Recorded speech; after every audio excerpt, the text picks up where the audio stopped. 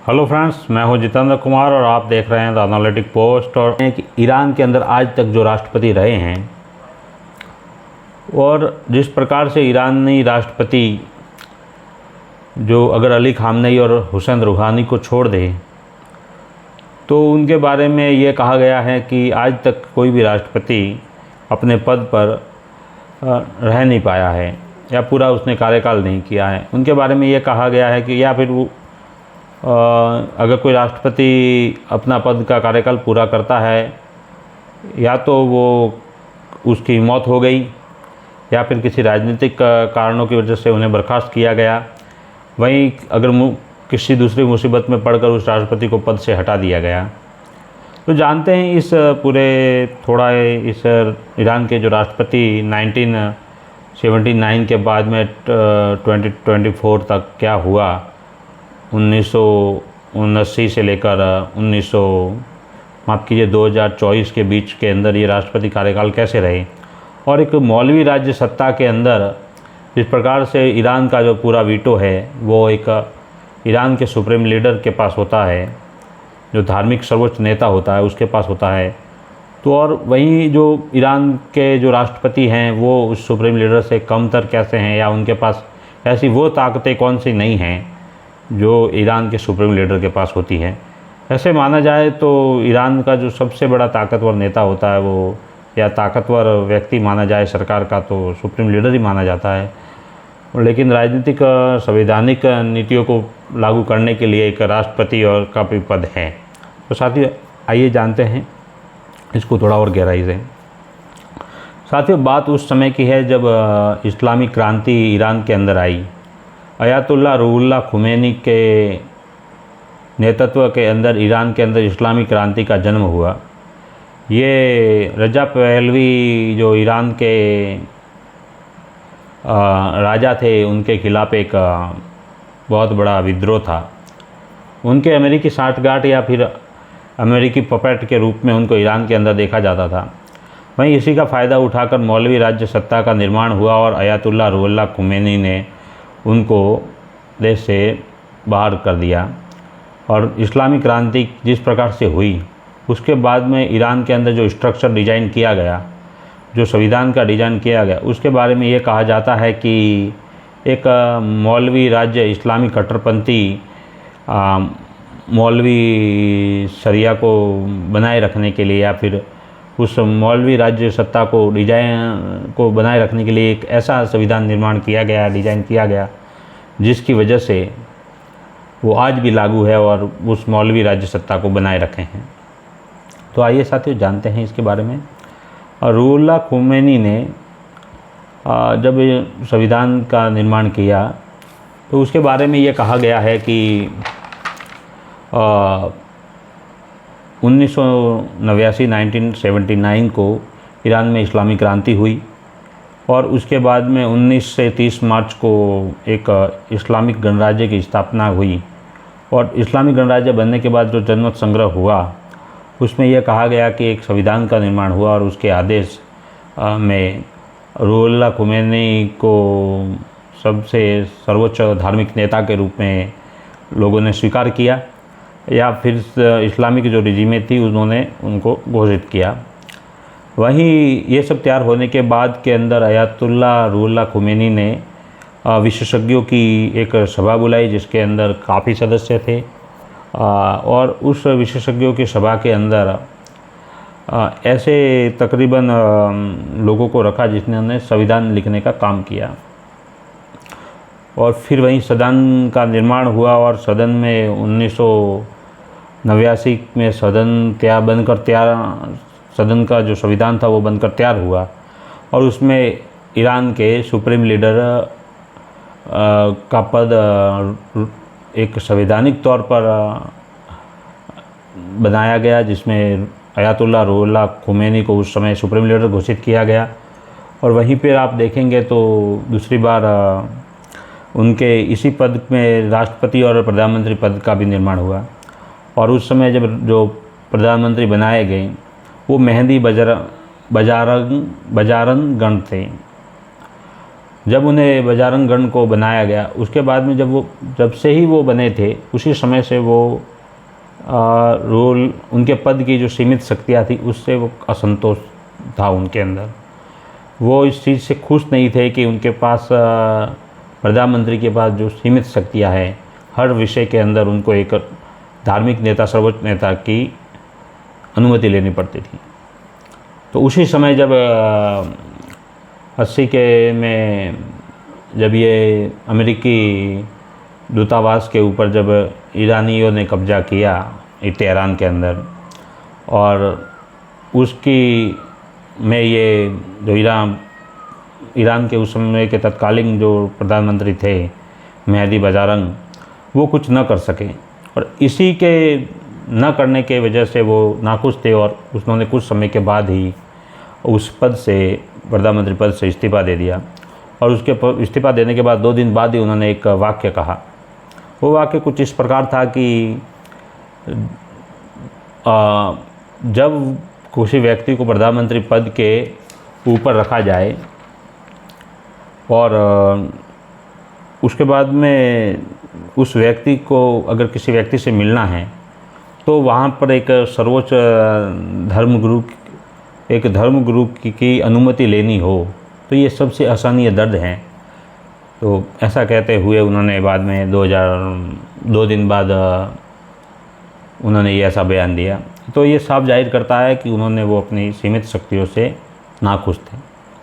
उसके बाद में एक राष्ट्रपति पद का पहला चुनाव हुआ आयतुल्लाह खुमैनी के आदेश पर, और आयतुल्लाह रुहुल्लाह खुमैनी के आदेश पर जो राष्ट्रपति का ये चुनाव हुआ, उसमें रुहुल्लाह खुमैनी ने एक सामान्य व्यक्ति को, अबुल हसन बनी सद्र को, एक सामान्य व्यक्ति को राष्ट्रपति पद का उम्मीदवार बनाया, और वो 76% वोटों से जीते।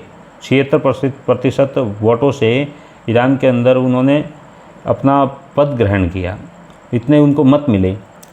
तो अब फिर उसके बाद में वो अबू हसन बनी सद्र थे, तो ज़्यादा समय तक 1 साल तक भी राष्ट्रपति रहे, और उनकी कुछ ऐसी इस्लामिक रिपब्लिक ऑफ ईरान की जो मजलिस थी, उनके अंदर जो बहुमत था, उनसे इनका कुछ ऐसा संघर्ष हुआ अंदर ही अंदर कि इनको पद से बाद में इनके खिलाफ महाभियोग लाया गया और इनको हटा दिया गया।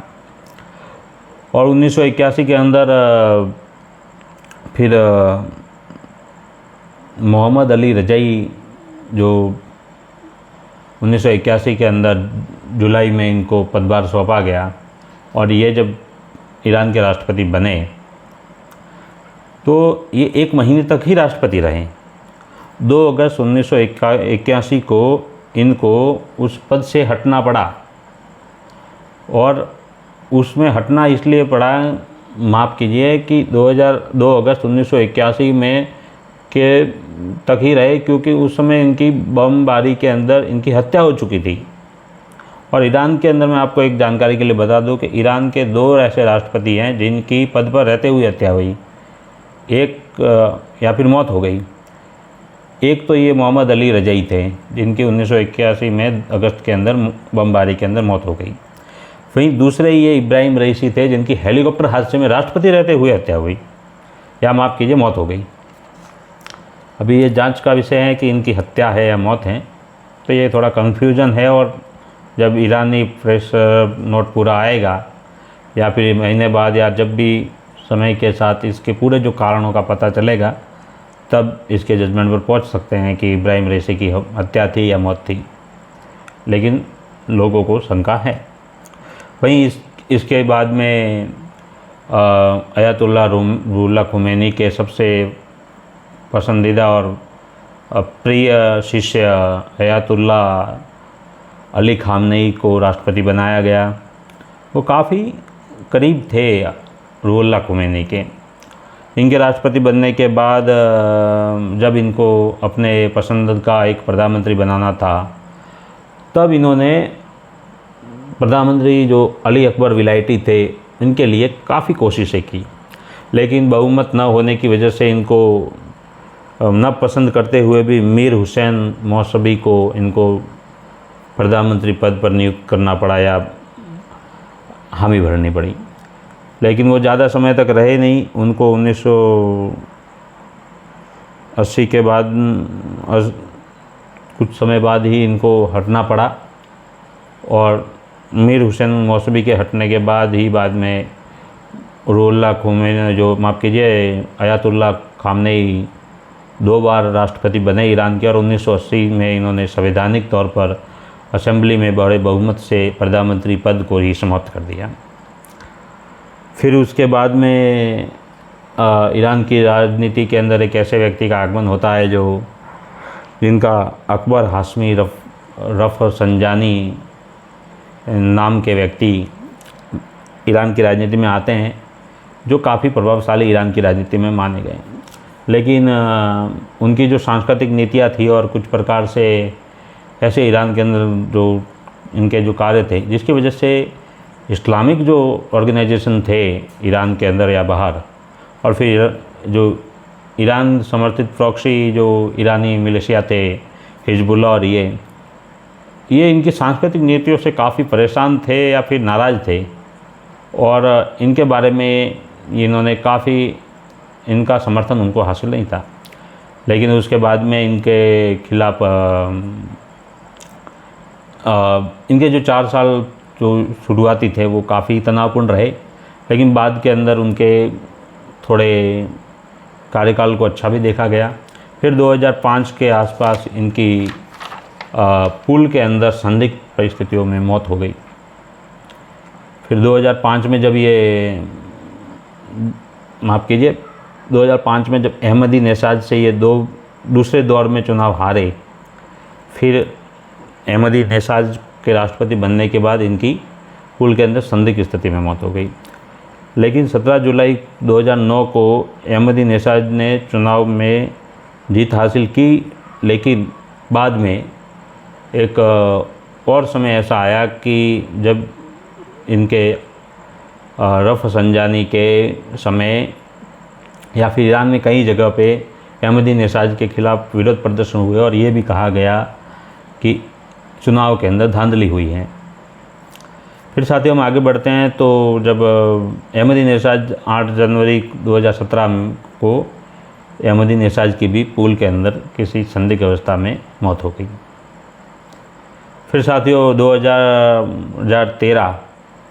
2013 के अंदर हसन रूहानी का कार्यकाल आया, जो ईरानी शासनकाल का सबसे अच्छा कार्यकाल या सफल राजनेता के रूप में इनको देखा गया।